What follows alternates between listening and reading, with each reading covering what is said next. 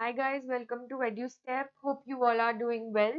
So quadrilaterals के बारे में हम बात कर रहे थे. That is chapter 8 of our NCERT book. Quadrilaterals उसकी हम फर्स्ट एक्सरसाइज कंप्लीट कर चुके हैं और सेकंड एक्सरसाइज के फर्स्ट 4 क्वेश्चंस हमारे डन हैं. आज हम लोग अपने last 3 questions that is question number 5 to question number 7 discuss करेंगे आज की वीडियो में. So let us begin with question number 5. Question number 5 says, in a parallelogram, E and F are midpoints of sides AB and CD respectively, right? तो सबसे पहले क्या बताया है कि हमारा जो ABCD quadrilateral given है, it is a parallelogram. तो इसका मतलब क्या होगा? यहाँ से हम क्या conclude कर सकते हैं? That AB is parallel to CD and AB is equal to CD, right?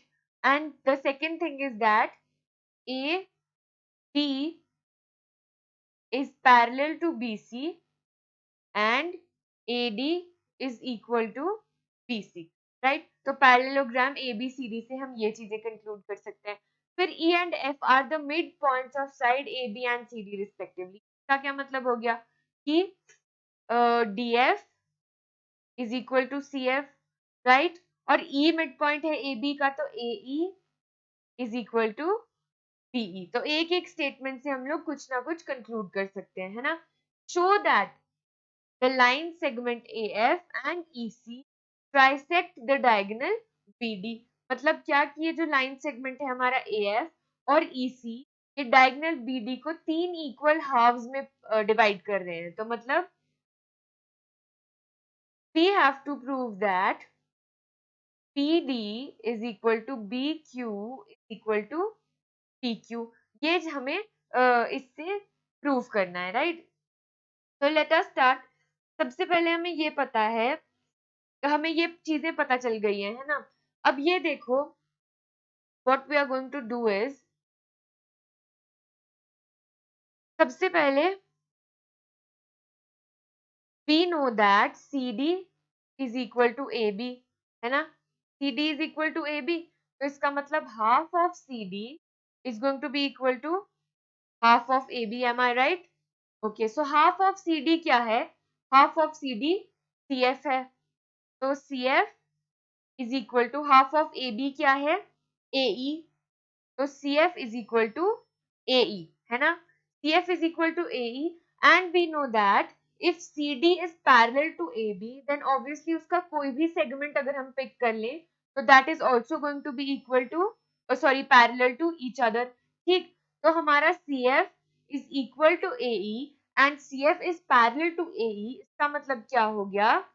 Therefore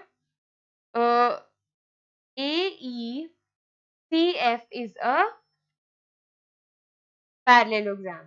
AECF is a parallelogram. अब इसका क्या मतलब हुआ? Thus AF is equal to CE and AF is parallel to CE. ठीक है, मतलब कि हमारे AF और CE क्या है? दोनों इक्वल है. ठीक है, AF and CE are equal. Now what we have to do is, the next point of this is that we know that, हमको क्या पता है कि F मिड पॉइंट है इसका, है ना? Triangle. Okay, so what we are going to do is, हम लोग ट्रायंगल CDQ पिकअप करते हैं. तो ट्रायंगल CDQ कौन सा है? ट्रायंगल CDQ, ये वाला. ठीक है, तो ट्रायंगल CDQ में हमें क्या पता है? इसमें हमें ये पता है कि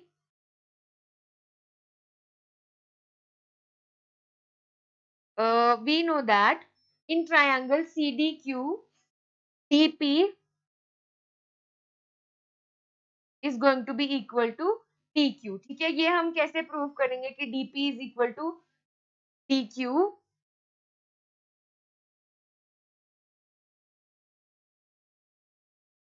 Wait, so let's write down first.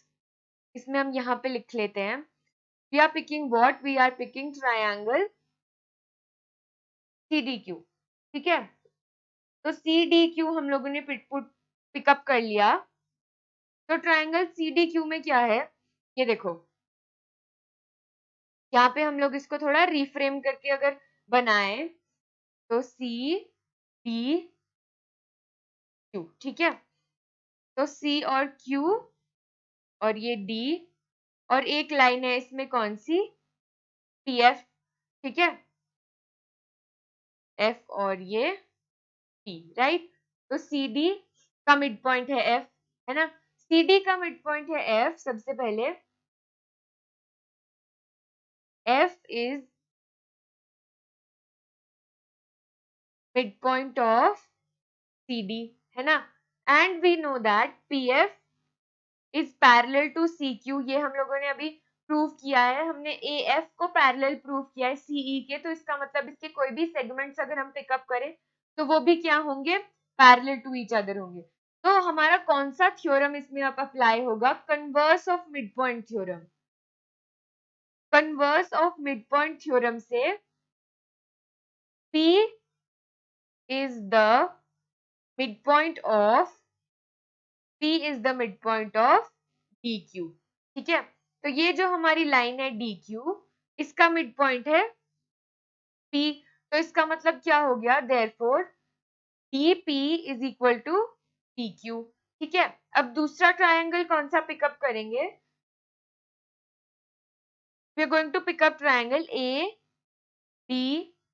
ABP कौन सा है, ये वाला एबीपी ट्रायंगल हमने पिकअप कर दिया। अब इसमें हमें ये पता है कि E is mid point of AB, है ना, E AB का मिड पॉइंट है, और AP is parallel to EQ, है ना, AP is parallel to EQ। तो इसका मतलब again by converse of mid point theorem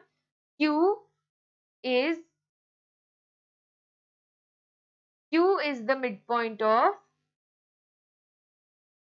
PB। तो Q अगर PB का मिड पॉइंट है तो इसका मतलब क्या होगा कि PQ is equal to QB। अब एक हमने ये प्रूव किया है और एक हमने ये प्रूव किया है, तो इससे हम इवेंचुअली क्या कंक्लूड कर सकते हैं, that DP is equal to PQ is equal to BQ, है ना, मतलब ये तीनों क्या है, इक्वल है। तो इसका मतलब क्या हो गया, that the line segment AF and CE are dividing और are trisecting the diagonal DB, ठीक है, ये हो गया हमारा proof. So we are done with question number 5. Now let's move on to the next question. हमारा next question क्या बोलता है? The next question says, show that the line segment joining the midpoints of opposite sides of a quadrilateral bisect each other. तो ये हमारा quadrilateral है, इसको हम नेम कर देते हैं A, B, C and D. Right? A, B, C, D, और इसके midpoints हैं, इसके midpoints हैं P, wait, P, BC का मिड पॉइंट है Q, CD का मिड पॉइंट है R और AD का मिड पॉइंट है S, ठीक है। तो अब इन मिड पॉइंट्स को हम लोग ज्वाइन कर लेते हैं।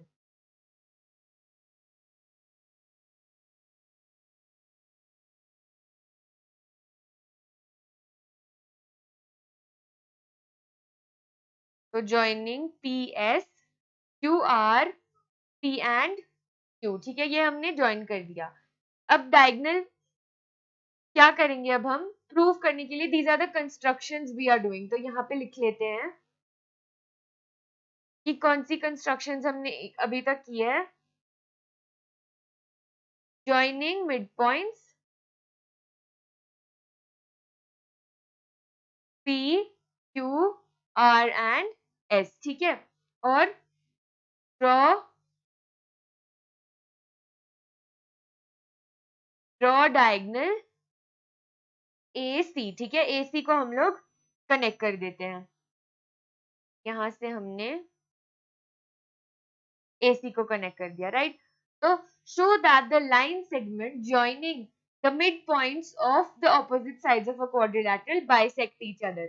तो हमें क्या प्रूव करना है कि P जो PR है, PR bisects QS, PR bisects QS मतलब ये सेंटर पॉइंट को भी हम लोग नेम कर देते हैं, इसको हम नेम कर लेते हैं O, राइट? तो OS is equal to OQ and QS bisects PR मतलब OP is equal to OR. तो this is what we have to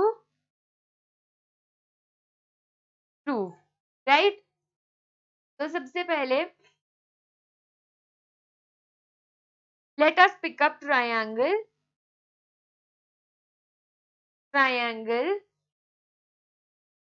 हम लोग okay, so we'll pick up triangle ACD. तो ACD ट्रायंगल को जब हम pickup करेंगे तो इसमें we know that R और S क्या है, साइड्स के मिड पॉइंट्स हैं, तो RS is a segment joining the mid points of two sides. तो इसका मतलब क्या होगा, अगर वो ज्वाइन कर रहा है तो RS is going to be parallel to AC and RS is going to be equal to half of AC, right? Similarly, अगर हम ट्रायंगल ABC को पिकअप करेंगे, in triangle ABC PQ is parallel to AC and PQ is equal to half of AC, right? तो इससे हम लोग क्या conclude कर सकते हैं, that PQ is parallel to RS and PQ is equal to RS. equal to कैसे, इन दो इक्वेशंस को देखो, in equation 1 and equation 2 the right hand sides are equal, तो इसका मतलब लेफ्ट हैंड साइड्स भी क्या होंगी, लेफ्ट हैंड साइड्स भी हमारी इक्वल होंगी. तो if PQ is parallel to RS and equal to RS, तो इसका मतलब क्या हो गया कि PQRS is a parallelogram. PQRS is going to be a parallelogram, right? तो हमने ये प्रूव कर दिया है कि ये हमारा पैरेललोग्राम है. और हमें क्या पता है, एक जो हमारे स्टार्टिंग वाले उस जो वीडियोस थे, अगर आपने वो नहीं देखे हैं तो देख लो, वहां पे हमने एक थ्योरम प्रूव किया था कि पैरेललोग्राम के जो डायगोनल्स होते हैं दे बाइसेक्ट ईच अदर, राइट? तो PQRS अगर पैरेललोग्राम है तो उसके जो डायगोनल्स होंगे वो क्या करेंगे, बाइसेक्ट करेंगे. तो PQRS के डायगोनल्स कौन से हैं, इसके डायगोनल्स हैं QS and PR. So they are going to bisect each other, right? So PQRS are bisecting each other because PQRS is a parallelogram, right? So easy. We are done with question number 6. इसमें थोड़ी constructions करनी है, पर वो जैसे आप proof आपको समझ में आ जाएगा कि what you have to prove, then you will be able to draw the lines or make the constructions, right? The last question of our exercise, हमारी exercise का last question, that is question number 7. ABC is a triangle right angled at C.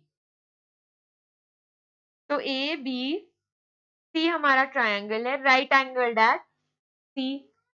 A line through the midpoint M of AB. अब midpoint of AB is what, M, और यहाँ से हमने एक line draw करी है B, M, midpoint M of hypotenuse AB and parallel to BC intersects AC at D. तो यहाँ से हमें क्या पता लग रहा है, हमको ये पता लग गया कि MD is parallel to BC. ठीक है, ये गिवन है, hypotenuse AB and parallel to BC. MD is parallel to BC. AM is equal to PM. ठीक है, तब हमें इसमें प्रूफ क्या करना है, that D is the midpoint of AC. तो D is the midpoint of AC proof करने के लिए हम क्या करेंगे, theorem 8.10, that is converse of midpoint theorem. converse of midpoint theorem क्या बोलता है, that if we know that if a line is drawn through the midpoint of one line and is parallel to the other, then it is going to join the midpoint of the other line. तो यहाँ पे हमें ये पता है कि M is the midpoint of hypotenuse AB. M is midpoint of AB and DM is parallel to BC. So therefore, D is the midpoint of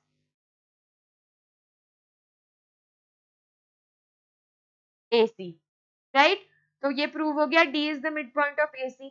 next क्या prove करना है? MD is perpendicular to AC.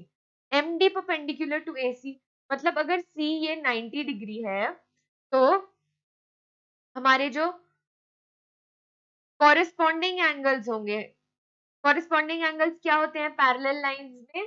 They are equal. तो angle, wait, we'll name it again over here. A, M, C, B and D. ठीक है, तो ये हमारा 90 degree है. तो पैरेलल लाइंस कौन सी है? MD and BC parallel lines, right. And AC क्या है? AC है ट्रांसवर्सल. अगर आपको याद होगा कि हमने ये डिस्कस किए हैं पैरेलल लाइंस के एंगल्स. अगर आपने ये वीडियो नहीं देखी है तो प्लीज ये वीडियो देख लो, so you will be able to understand more easily. ठीक है, तो AC हमारा ट्रांसवर्सल है और angle ADM is equal to angle C because they are corresponding angles. Right, तो कॉरेस्पॉन्डिंग एंगल्स है तो इसका मतलब क्या हो गया? That angle ADM is equal to 90 degree. therefore MD is perpendicular to AC. Right, तो सेकंड पोर्शन भी हमने सॉल्व कर लिया. Now the third portion, CM is equal to AM. CM कौन सा है? CM ज्वाइन कर लेते हैं हम. CM is equal to AM is equal to half AB. यहां लिख लेते हैं what we have to prove. CM is equal to AM is equal to half of AB. CM is equal to AM is equal to half of AB. ये हमें prove करना है. तो CM ये ज्वाइन कर लिया हमने, AM ये वाला पोर्शन है is equal to half of AB. ठीक है, तो सबसे पहले AM is equal to half of AB, ये तो हमें पता ही है. कैसे? M is the midpoint of AB, right? So AM is equal to half of AB. Now we have to prove that CM is also equal to half of AB. कैसे? Let us pick up triangles. In triangle AMD and triangle CMD. सबसे पहले तो D midpoint है तो इसका मतलब AD is equal to CD.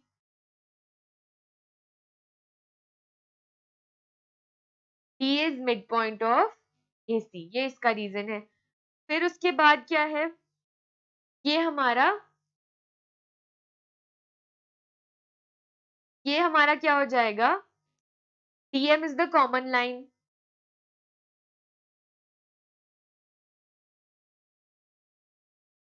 DM is the common line. Now ये देखो कि angle ADM and angle CDM यानी ये वाला angle, both these are what? They are adjacent angles. तो अगर एक 90 डिग्री है तो दूसरा भी क्या होगा? 90 डिग्री होगा. क्यों? बिकॉज एडजेसेंट एंगल्स का सम क्या होता है? Sum of adjacent angles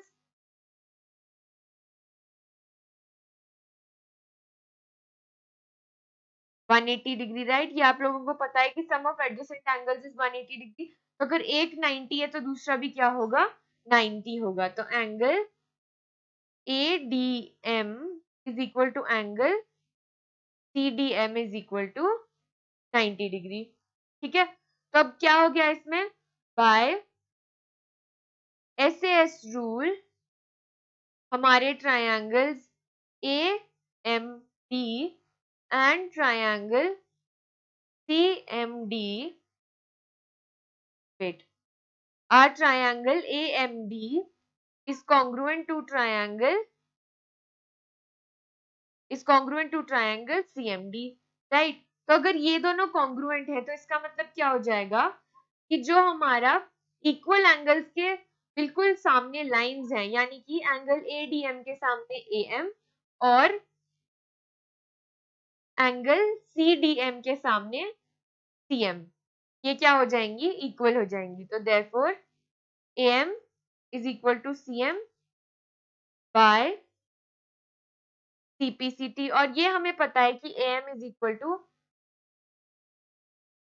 equal to half of AB, right. तो हमारे, तो let us see that AM और MA, इसको किसी भी तरीके से लिख सकते हैं, AM और MA is, wait let's just write MA, क्योंकि क्वेश्चन में हम लोगों को MA ही गिवन है। तो MA is equal to CM is equal to half of AB, right? So this is our last part भी हम लोगों ने प्रूव कर दिया है, right? So guys, this is our exercise 8.2, हमारी NCERT quadrilaterals chapter complete है। अब next जो हमारी वीडियो है, नेक्स्ट वीडियो में हम लोग अपनी एग्जाम्पलर बुक के कुछ क्वेश्चंस इस वीडियो में डिस्कस करेंगे in the upcoming video, right. Till then आप उस बुक के क्वेश्चन सॉल्व कर सकते हैं। अगर आपको कोई भी प्रॉब्लम हो तो we can add it on the next video, उस क्वेश्चन को हम लोग नेक्स्ट वीडियो पे ऐड ऑन कर सकते हैं। आपकी प्रॉब्लम हो आप उसे कमेंट सेक्शन में प्लीज लिखें, right. And please don't forget to like, share and subscribe to our channel Edustep guys. जितना ज्यादा आप सब्सक्राइब करेंगे उतना ही ज्यादा हम लोग मोटिवेटेड रहेंगे to create new videos, right. So thank you very much guys. We're going to meet in the upcoming lesson. Thank you.